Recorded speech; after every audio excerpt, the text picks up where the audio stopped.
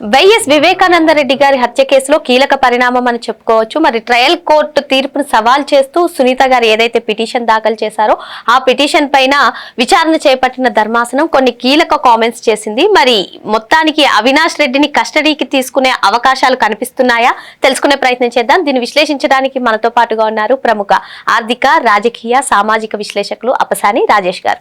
నమస్తే సార్. నమస్కారం. మరి మొత్తానికి సుప్రీంకోర్టు ఈ వైఎస్ వివేకానంద రెడ్డి గారి హత్య కేసులో కొన్ని కీలక కామెంట్స్ చేసింది సార్. సిబిఐని సూటిగా ప్రశ్నించింది. అసలు మీరు తదుపరి దర్యాప్తు అవసరమని భావిస్తున్నారా? మరి అవసరమైతే ఏ అంశాలపైన విచారణ చేపట్టాలి మీరు స్పష్టంగా చెప్తే మేము కొన్ని సూచనలు చేస్తాం, అదే విధంగా ఎవరిని కస్టడీకి అనుకుంటున్నారు అని చెప్పి కామెంట్స్ చేయడం, ఆదేశాలు ఇవ్వడం. మరి మొత్తానికి సిబిఐ అవినాష్ రెడ్డిని కస్టడీకి తీసుకునే అవకాశాలు కనిపిస్తున్నాయంటారా? మరి ఈ హత్య కేసు ఓ కొలిక్కి వచ్చే అవకాశాలు కనిపిస్తున్నాయంటారా? ఇప్పుడు వాస్తవంగా తెలంగాణ హైకోర్టు గతంలో వివేకానంద రెడ్డి గారి హత్య కేసులో అవినాష్ రెడ్డికి ఇచ్చిన బెయిల్ అంశాన్ని గౌరవ సుప్రీంకోర్టు చాలా సీరియస్గా పరిగణలోకి తీసుకొని ఎలా బెయిల్ ఇస్తారు, ఆ ఇచ్చిన తీర్పు, ఆ ఇచ్చిన విధానాన్ని కూడా ప్రశ్నిస్తూ అట్రాషియస్ అనే ఒక కామెంట్ చేశారు, పదం వాడారు. అంటే న్యాయస్థానం తన దిగువనున్న ఉన్నత న్యాయస్థానం హైకోర్టు, సర్వోన్నత న్యాయస్థానం, ఉన్నత న్యాయస్థానపు ధర్మాసనాన్ని ఉద్దేశించి ఆ విధానం వ్యాఖ్య చేయటం 100% ఉన్నత న్యాయస్థానపు ధర్మాసనం 1-2 సార్లు ఆలోచించుకోవాల్సిన ఇష్యూ అది. అంటే అతనికున్న రాజకీయపు పదవి, హోదా, అతనికున్న పరపతి, వీటికి ప్రాధాన్యత ఇచ్చి ఒక హత్య కేసు అక్యూజ్డ్గా పరిగణించకుండా అతనికి ఏదో అడిషనల్ ప్రివిలేజ్ కల్పిస్తూ ఆ బెయిల్ ఇచ్చినట్టుగా ఆ ఉత్తర్వులు ఉన్నాయి. ఇదే అంశాన్ని డాక్టర్ సునీత గారు సుప్రీంకోర్టులో సవాల్ చేసిన నేపథ్యంలో మరి ఆ రోజున సుప్రీంకోర్టు ఈ ఇచ్చిన బెయిల్నే ఆక్షేపణ వ్యక్తం చేశారు. కానీ గౌరవ సుప్రీంకోర్టు ధర్మాసనం హైకోర్టు తీర్పుని ఆక్షేపించి కూడా ఆల్మోస్ట్ 2 సంవత్సరాలు అయిపోయింది. ఇప్పటికీ దాని మీద తదుపరి చర్యలు లేవు, ఉత్తర్వులు లేవు. కానీ డాక్టర్ సునీత గారు మాత్రం ఎక్కిన కోర్టు గడప ఎక్కకుండా, ఎందుకంటే ఈరోజు మనం 2026 జనవరి 20వ తారీఖులో ఉన్నాం. వివేకానంద రెడ్డి గారి హత్య జరిగినేటికి 6 సంవత్సరాల 10 నెలల 6 రోజుల కాలం అయింది. ఆయనేమి సాదాసీదా సామాన్య వ్యక్తి కూడా కాదు. ఆయన స్వయంగా ఒక మాజీ ఎంపీ, ఒక మాజీ మంత్రి, మాజీ ఎమ్మెల్సీ, మాజీ ఎమ్మెల్యే, ఒక మాజీ ముఖ్యమంత్రికి స్వయానా తమ్ముడు, ఇంకొక మాజీ ముఖ్యమంత్రికి స్వయానా చిన్నాన్న. అంతటి హై ప్రొఫైల్డ్ పర్సను 6 సంవత్సరాల 10 నెలల 6 రోజుల క్రితం ఆయన సొంత ఇంట్లోనే దారుణంగా గొడ్డళ్లతో నరికి చంపబడితే ఆ కేసు విచారణ ఇప్పటికీ ఒక లాజికల్ కంక్లూషన్కి రాలేదు అని అంటే విచారణా సంస్థల ఇంటెగ్రిటీ, ఆ విచారణా సంస్థల ఇంటెగ్రిటీని ప్రశ్నార్థకం చేస్తూ ప్రశ్నిస్తూ పదే ఆ చనిపోయిన ఆయన కుమార్తె డాక్టర్ సునీత గారు ఆమె చేస్తున్న ఒంటరి పోరాటానికి న్యాయస్థానాల వైపు నుంచి ఆమెకు మద్దతుగా ఆదేశాలు ఇస్తున్నా కూడా ఆ విచారణ ఇప్పటికీ ఒక కొలిక్కి రాకపోవటం అనేది, ఆమె లేవనెత్తుతున్న అనుమానాలకి ఇప్పటికీ సరైన సమాధానాలు దొరక్కపోవటం అనేది 100% ఇది విచారణా సంస్థల ఇంటెగ్రిటీ ప్రశ్నార్థకం చేస్తుంది, న్యాయ వ్యవస్థ ఇంటెగ్రిటీ కూడా ప్రశ్నార్థకం చేస్తుంది. ఎందుకంటే ఇక్కడ ఈరోజు సుప్రీంకోర్టులో జరిగిన విచారణలో ఏ అంశాలనైతే డాక్టర్ సునీత గారు సుప్రీంకోర్టు ధర్మాసనం దృష్టికి తీసుకొచ్చారో, సుప్రీంకోర్టు ధర్మాసనం ఏ ప్రశ్నలు అయితే సిబిఐకి లేవనెత్తిందో, మీరు తదుపరి విచారణ కావాలనుకుంటున్నారా,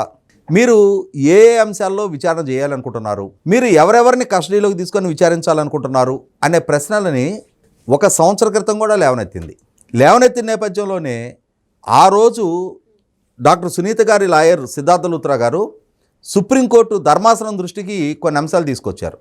ఇంకా ఈ ప్రశ్నలు సమాధానాలు దొరకకుండా ఉన్నాయి, ఇంకా ఈ వ్యక్తుల ప్రమేయం గురించి విచారణ జరగాల్సి ఉంది, మరి సిబిఐ విచారణ పూర్తయింది అని చెప్పని మాకు అఫిడవిట్ ఇచ్చారు కదా అని చెప్పని ధర్మాసనం ప్రస్తావించినప్పుడు, మీరు పలానా టైంలోగా విచారణ ముగించమని సిబిఐకి ఒక గడువు నిర్దేశించారు కాబట్టి విచారణలో ఈ అంశాలు ఇంకా విచారణ జరగకపోయినా కూడా కాంటుపట్టు సిచ్యుయేషన్లో సిబిఐ విచారణ ముగిసిందని చెప్పాల్సి వచ్చింది అని చెప్పని సిద్ధార్థ లూత్రా గారు ధర్మాసనం దృష్టికి తీసుకెళ్ళినప్పుడు కన్విన్స్ అయిన ధర్మాసనం, సరే మీరు ఈ వాదన సిబిఐ న్యాయస్థానంలో చెప్పండి, కేసు మెరిట్స్ ప్రాతిపదిక మీద సిబిఐ న్యాయస్థానం నిర్ణయం తీసుకోవాలి అని చెప్పని సుప్రీంకోర్టు ధర్మాసనం సిబిఐ న్యాయస్థానానికి డైరెక్ట్ చేసింది.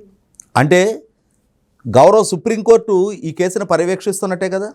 గౌరవ సుప్రీంకోర్టు పర్యవేక్షణలో వచ్చిన ఆదేశాలని గౌరవ సుప్రీంకోర్టు స్వయంగా ఇచ్చిన ఆదేశాలని సిబిఐ న్యాయస్థానం ఎంత సీరియస్గా పరిగణలోకి తీసుకోవాలి? అక్కడ కూడా వాద ప్రతివాదనలు జరిగినాయి. అక్యూజ్డ్గా ఉన్న వాళ్ళు అసలు విచారణ అవసరం లేదు, ఇంకా విచారణ పేరిట ఎన్ని సంవత్సరాలు కాలాతీతం చేస్తారు, ఇప్పటికే ఛార్జ్షీట్లు ఫైల్ అయిపోయినాయి కదా, ఇంకా అడిషనల్ విచారణ అవసరమేముంది అంటే వెలికి తీయాల్సిన అసలు సిస్సలు నిజాలని వెలికి తీయకుండా అడ్డుకోవటం అక్యూజ్డ్ లక్ష్యం.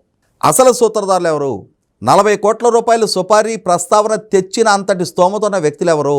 అసలు అంతటి డబ్బుకి సోర్స్ ఎక్కడా? అలాగే దస్తగిరి దగ్గర నుంచి రికవర్ చేసుకునే 72 లక్షల రూపాయల నల్లధనానికి సోర్స్ ఏంటి? ఇవేవి ఇప్పటిదాకా విచారణ జరగల. ఒక ఇన్కమ్ ట్యాక్స్ ఇన్వాల్వ్ కాలేదు, ఒక ఎన్ఫోర్స్మెంట్ డైరెక్టరేట్ ఇన్వాల్వ్ కాలేదు. అలాగే కాల్ రికార్డ్స్కు సంబంధించి తెల్లవారుజామున 3 గంటలకి జగన్మోహన్ రెడ్డి గారి కుటుంబానికి సమాచారం అందించబడింది అని చెప్పని కాల్ రికార్డ్స్ ద్వారా అవినాష్ రెడ్డి ఫోన్ నుంచి జగన్మోహన్ రెడ్డి గారి కుటుంబానికి, జగన్మోహన్ రెడ్డి గారికి, భారతి గారికి పిఎల్గా పనిచేస్తున్న వాళ్ళకి ఫోన్ ద్వారా సమాచారం అందించబడింది.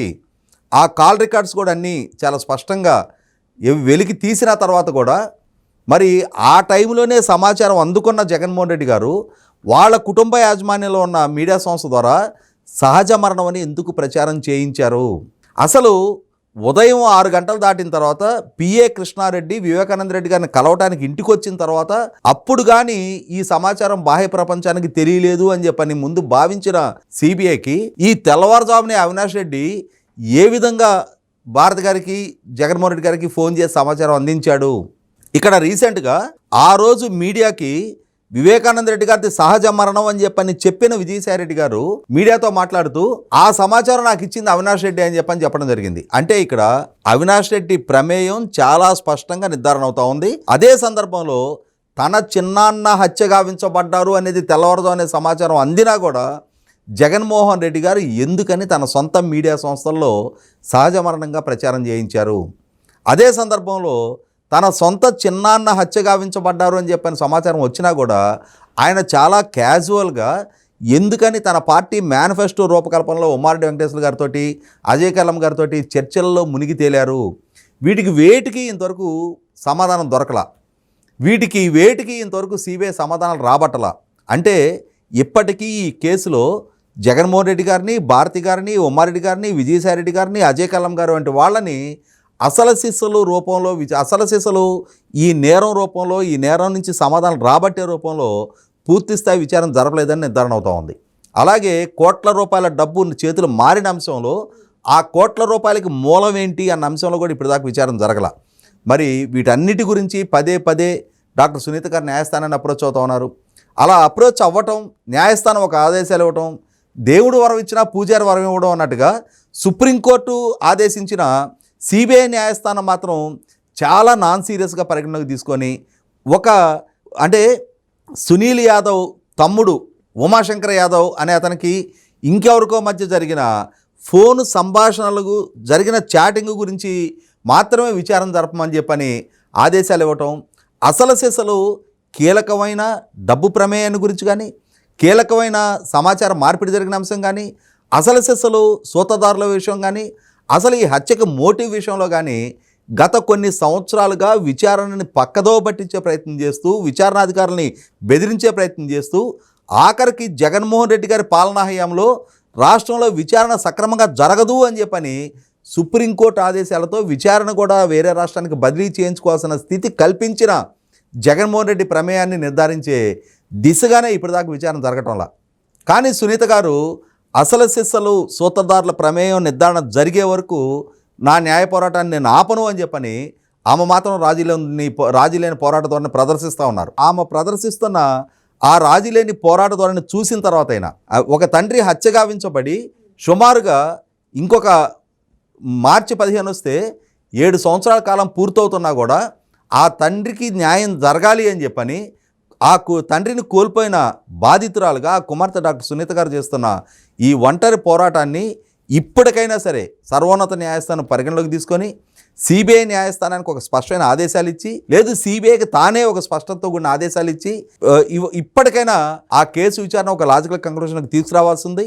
ఇంతటి హై ప్రొఫైల్డ్ వ్యక్తుల హత్య జరిగితేనే 7 సంవత్సరాల పాటు ఆ కేసుకు సంబంధించి అసలు సిసలు రాబట్టాల్సిన సమాధానాలను రాబట్టలేని నిస్సహాయ స్థితిలో సిబిఐ ఉండిపోవడం అనేది దేశ అత్యున్నత విచారణ సంస్థ ఇంటెగ్రిటీ ఇవాళ ప్రశ్నార్థకంగా మారుస్తూ ఉంది. అదే సందర్భంలో చట్టం ముందు న్యాయస్థానాల ముందు అందరూ సమానమే అని చెప్పని చెప్పే స్టేట్మెంట్లకి ఆచరణపూర్వకంగా పరపతి హోదా డబ్బు ఉన్న వాళ్ళకి సామాన్యుడికి మధ్య ఎంత వ్యత్యాసం వ్యక్తమవుతా ఉంది అనేది ఈ కేసు విచారణలోనే, ఈ కేసులో ఇన్వాల్వ్ అయ్యి ఆరోపణలు ఎదుర్కొంటున్న వ్యక్తులందరికీ స్థాయిని బట్టి చూసినప్పుడు వాళ్ళని టచ్ చేసే దిశగా విచారణ జరగకపోవటం కూడా 100% అది సిబిఐ ఇంటెగ్రిటీకి ప్రశ్నార్థకంగా చేస్తూ ఉంది. న్యాయస్థానాల ఇంటెగ్రిటీ కూడా ప్రశ్నార్థకం చేస్తున్న నేపథ్యంలో ఇప్పుడు జరుగుతున్న విచారణ ద్వారానైనా సరే సర్వోన్నత న్యాయస్థానం ఒక స్పష్టతతో కూడిన ఆదేశాలు ఇవ్వాల్సిన అవసరం ఉంది.